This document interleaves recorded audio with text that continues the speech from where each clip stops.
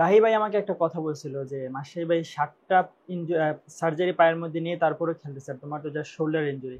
তুমি যদি দেখে না, একটা সময় আমাদের বাংলাদেশ ক্রিকেট একটু নিচের দিকে ছিল, বড় বড় টিমরা বাংলাদেশ টিমকে ওই রকম ইয়ে করতো না। এই জিনিসটা চেঞ্জ করেছে কিন্তু সাকিব ভাই এবং আমাদের যে সিনিয়র ক্রিকেটার আছে ওনারা।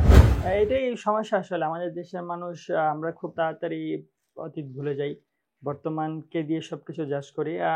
কিন্তু ওনারা কিন্তু বাংলাদেশ ক্রিকেটকে চেঞ্জ করছে।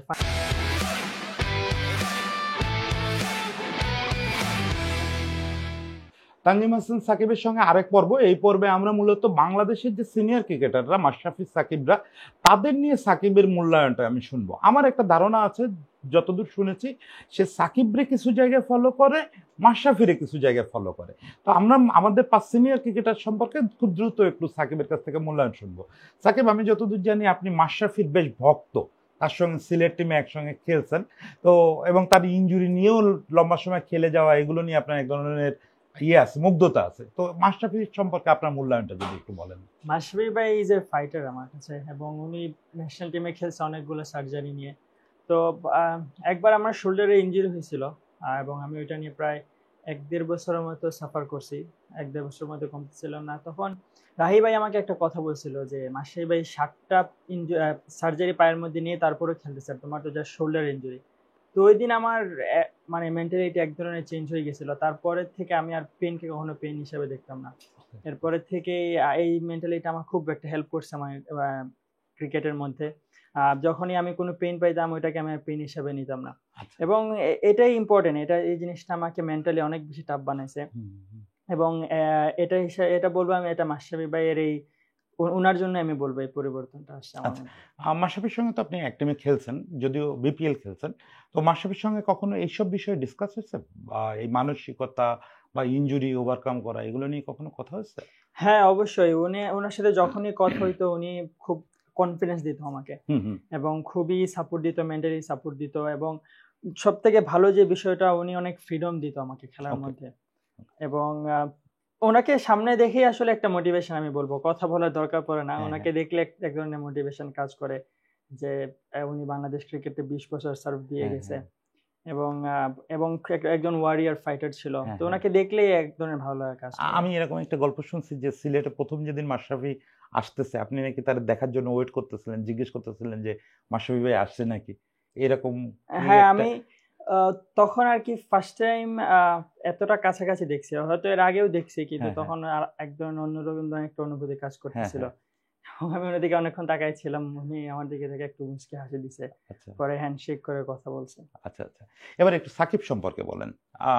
বাংলাদেশে আপনার প্রথম পরিচয় ছিল যে ছোট সাকিব, যখন আন্ডার-19 ওয়ার্ল্ড কাপ জিতলেন। তো সেই বড় সাকিব তো স্পিনার, ক্যারেক্টার আপনাদের দুজনের দুরকম, প্লেইং স্টাইলও দুজনের দুরকম। তারপরেও কি মনে হয় যে ওই বড় Shakib he is a champion, সে লম্বা সময় ওয়ার্ল্ড নাম্বার 1 ছিল, ও তার কাছ থেকে আপনার নেওয়ার কিছু আছে বা মনে হয় এরকম? অবশ্যই।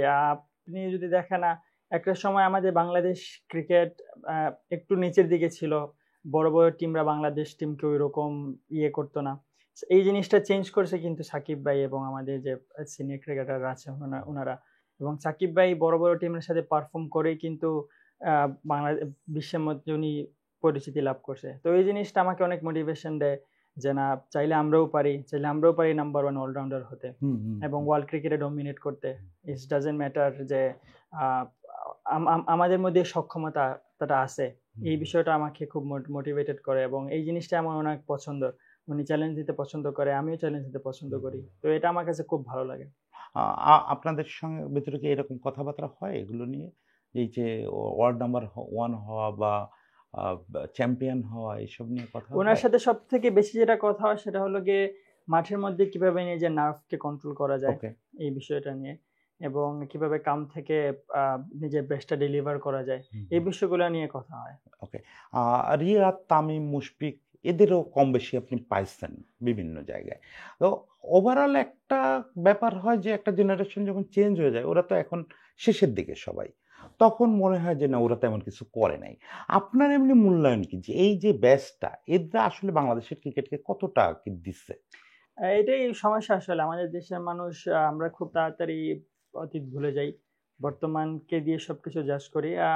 কিন্তু ওনারা কিন্তু বাংলাদেশ ক্রিকেটকে চেঞ্জ করছে। ফাহিম স্যারও কিন্তু এই কথাটাই বলছে যে এক সময় আমরা ক্রিকেট খেলা দেখতাম যাতে সম্মানজনকভাবে হারতে পারি এটার জন্য, কিন্তু সাকিব ভাইয়েরা ওনারা কিন্তু এই নেচারটাই চেঞ্জ করে দিয়েছে যে না আমরা জিতার জন্য খেলি বা জিতবো। তো এই কালচারটা কিন্তু ওনারা নিয়ে এসছে আমাদের ক্রিকেটে।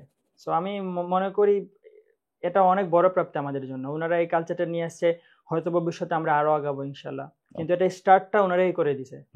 So it's a huge achievement আমি বলবো। বাংলাদেশের যদি সব প্লেয়ার মিলায় বলি, সিনিয়র জুনিয়র, আপনার সবচেয়ে পছন্দের খেলোয়াড় কে বাংলাদেশে? অবশ্যই সাকিব ভাই, তারপরে তাওহিদ হৃদয়। তাওহিদ হৃদয়, এই কথাটা একটু জানতে চাচ্ছিলাম। তাওহিদ হৃদয়কে নিয়ে কি আপনি বল করে খুব মজা পান? জি, তাওহিদ হৃদয় ভাই তো চ্যালেঞ্জ নিতে পছন্দ করে। যারাই চ্যালেঞ্জ নিতে পছন্দ করে আমি তাদের সাথে খুব এনজয় করে বোলিং করি, ব্যাটিং করি। তো হৃদয় ভাই সবসময় চ্যালেঞ্জ নেয়। আমি বলি ওনারে যে আচ্ছা এই ওভারে 6 বল করবো, আপনি 10 রান নেন, আচ্ছা, বা 6 মারেন। সো এটা খুব এনজয় করি এটার মধ্যে। ওকে, তো একটা জিনিস আমরা মোটামুটি দেখলাম যে সাকিব শুধু তারুণ্যের প্রতীক তা না, সাকিব জানেন যে শেকড়টা কোথায়, এই দেশের ক্রিকেটটা কিভাবে বড় হয়ে উঠছে, কিভাবে আমরা জিততে শিখলাম, সেটা আমাদের কারা শিখাইছে, তাদের প্রতি তার একটা হিউজ রেসপেক্ট আছে। এই জিনিসটাকে আমি খুব স্যালুট জানাই। সাকিবের সঙ্গে এই পর্বটা হয়তো একটু ছোট হলো, এরপরে আমরা আরেকটু বড় পর্ব করব। আজকে আমরা শেষ করছি তৌহিদ হৃদয়কে দিয়ে। আমরা একটু সাকিবের কাছে আন্ডার 19 ওয়ার্ল্ড কাপের এবং ওই টিমমেটদের কথা শুনতে চাইবো। আজকে এখানে বিদায়।